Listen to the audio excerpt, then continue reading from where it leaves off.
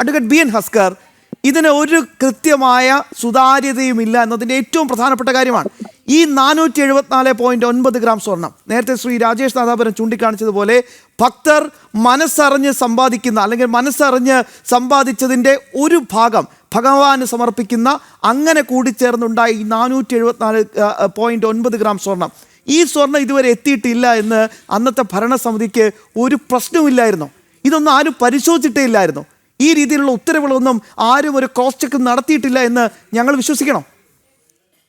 ശ്യാംബാബു, ഇതില് ബഹുമാനപ്പെട്ട കേരള ഹൈക്കോടതിയുടെ ഡിവിഷൻ ബെഞ്ച് വളരെ കൃത്യമായി ഇക്കാര്യത്തിൽ പറഞ്ഞിട്ടുണ്ട്. അവിടെ ഡെറിലക്ഷൻ ഓഫ് ഡ്യൂട്ടി സംഭവിച്ചിട്ടുണ്ട്, ഒരു സംശയമില്ല ഇക്കാര്യത്തിൽ.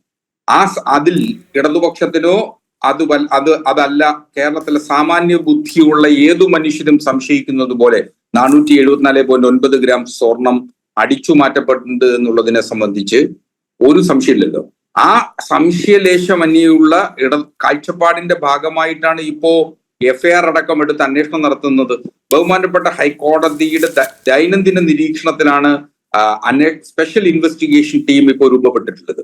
അപ്പോ ഇക്കാര്യത്തിൽ ഒരു സംശയവും ആർക്കും വേണ്ട, ഒരു ഭക്തർക്കും വേണ്ട, ഒരു വിശ്വാസിക്കും വേണ്ട.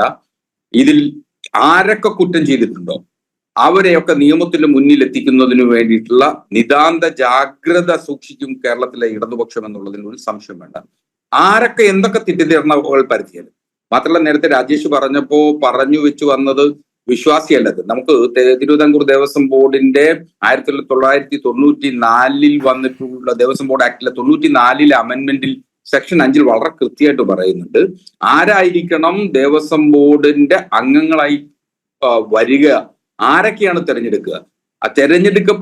തെരഞ്ഞെടുക്കപ്പെടാൻ പോലുമുള്ള അവകാശം നിയമസഭാ സാമാജികർക്ക് എങ്ങനെയാണ് എന്നുള്ളതും വളരെ കൃത്യമായി തിരുവിതാംകൂർ ദേവസ്വം ബോർഡ് ആക്ടിൽ എഴുതി വെക്കപ്പെട്ടിട്ടുണ്ട്. അപ്പോ ഹിന്ദുമത വിശ്വാസിയായിട്ടുള്ള ആളുകൾക്ക് മാത്രമേ ദേവസ്വം ബോർഡ് അംഗങ്ങളാവാനാകൂ.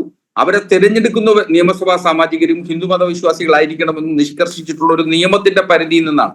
അതും ഹിന്ദുമത വിശ്വാസികളിൽ മാത്രം പോരാ, ദൈവത്തിൽ വിശ്വസിക്കുന്നവർ കൂടി ആവണം എന്നത് എഴുതി വെക്കപ്പെട്ടിട്ടുണ്ട്. അപ്പോൾ നിങ്ങൾ നിരീശ്വരവാദികളായിട്ടുള്ള ആളുകളെ ദേവസ്വം ബോർഡിന്റെയോ അല്ലെങ്കിൽ ദേവസ്വം ബോർഡിന്റെ അംഗങ്ങളായോ തലപ്പത്തോ എത്തക്കപ്പെട്ടിട്ടുണ്ട് എന്ന അർത്ഥത്തിൽ ഏതെങ്കിലും ഈ തീർത്ഥം പരിപാവനമായി കാണുന്ന തീർത്ഥം അത് കയ്യിലേക്ക് വാങ്ങി സാനിറ്റൈസർ പോലെ ഇങ്ങനെ ഉരച്ചു കളയുന്ന മന്ത്രിമാരല്ല ഇതിന്റെ മുകളിലുള്ളത്.